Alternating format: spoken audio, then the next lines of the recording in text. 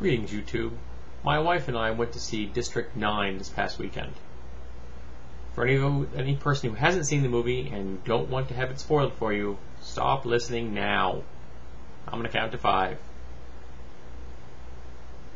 Okay, anybody still watching is interested. I even made notes this time, so I wouldn't forget stuff. Okay, first thing that struck me were the visuals. These aliens looked awesome. The detail, the absolute organic nature of these aliens was amazing. You completely believe that these things were moving in those scenes amongst those people at all times. It was astounding. It is a testament to how far computer graphic design has come in the last 20 years. Now you can compare this film to like I Am Legend, which is what, 2 years ago? And those vampires from that looked horrible. They were supposed to look like freaky looking people, and they didn't even look like humans. They were just terribly done.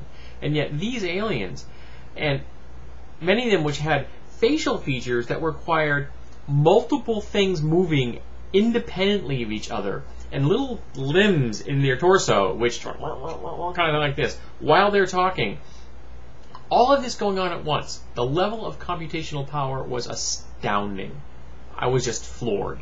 Which brings me to the second thing, the budget for this movie. The budget on this movie was $30 million. There are some stars in Hollywood right now who get offered that much for a picture deal. This entire film was done for $30 million, which is phenomenal. They used actors that are not Hollywood people, which I'm so glad. I didn't recognize anybody in this film. I didn't want to recognize. I wanted this to look like the documentary style film it was made. It was made like a documentary, and it looked real. And I loved the switching back and forth between the documentary style and then the interaction between the main character and the plot line that he was involved in. I wasn't aware of all of the apartheid references in the film.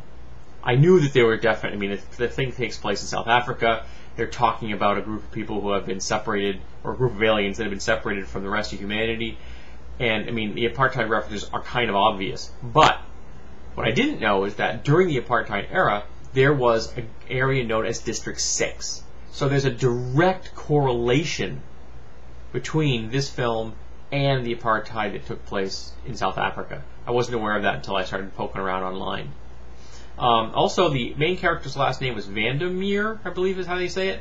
And apparently that's a common South African name for the white Dutch settlers. And there are a lot of jokes that use a character named Vandermeer as the white clueless doofus. So they were making a comment there as well, and I thought that was rather interesting to know, because the character in the film was the kind of quintessential bureaucratic pencil pusher, and it was just so well done. Which brings me to the bureaucracy that pencil pusher worked for. And I was reminded of the phrase, the banality of evil. Because as long as all the T's were crossed and all the I's were dotted, this guy would have gladly sent this entire alien race into extinction, and done so without a moment's hesitation, without a single moral quandary.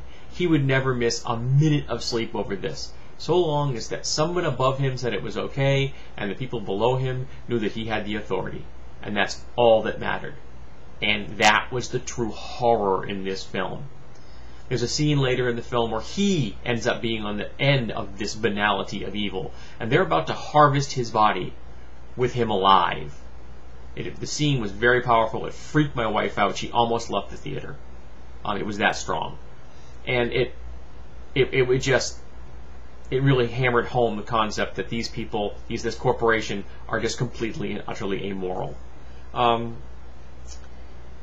I noticed that nowhere in the film do we ever know what the aliens call themselves. And that's because the alien language can't be spoken by humans, and the human language cannot be spoken by the aliens. So they have to know each other's languages, though they're speaking in their native tongue. I thought that was kind of cool.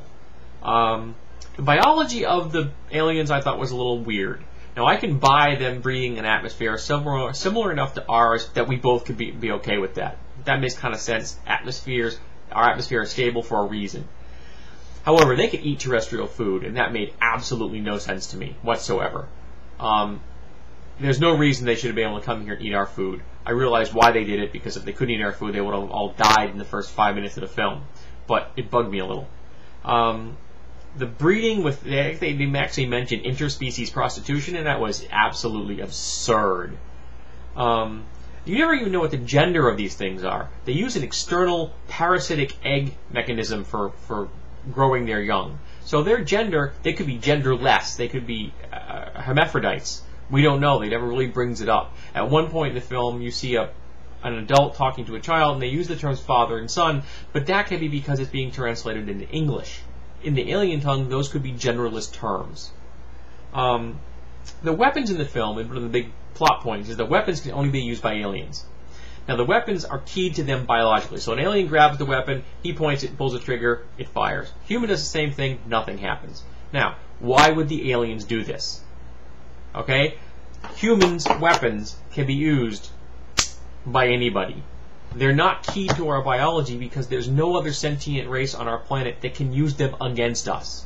So to my mind, that means that the aliens have encountered other intelligent weapon-using species, and so design their weapons so that they can only be used by themselves, and they cannot fall into the hands of their enemy, which means that there are multiple races in the universe that are intelligent. It's a cool concept. I have no idea if it's ever going to be shown up in a sequel or not, but I think it's an interesting idea.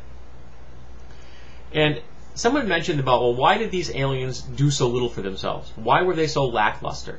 And I want you to imagine for a second, you take 1 million American factory workers. A handful of those factory workers would be maintenance guys. And that's about what you had on this ship. No leadership, no engineers, a bunch of maintenance, handful of maintenance guys, and almost 1 million workers. You take that, the equivalent of that in Americans, you starve them to the point where they're almost dead, and you dump them on an alien planet with no contact with their planet, and they know they're never going to have any. I don't doubt the Americans would do any better than these aliens did, especially because these aliens seem to have a communal species on a genetic level, so without that leadership, could be even hormonal, they don't have any direction. So I think it made sense that they weren't all that motivated except for a small number. Now, anyone who likes science fiction or politics, and better yet, you like both, this movie is a must-see. Highly recommended.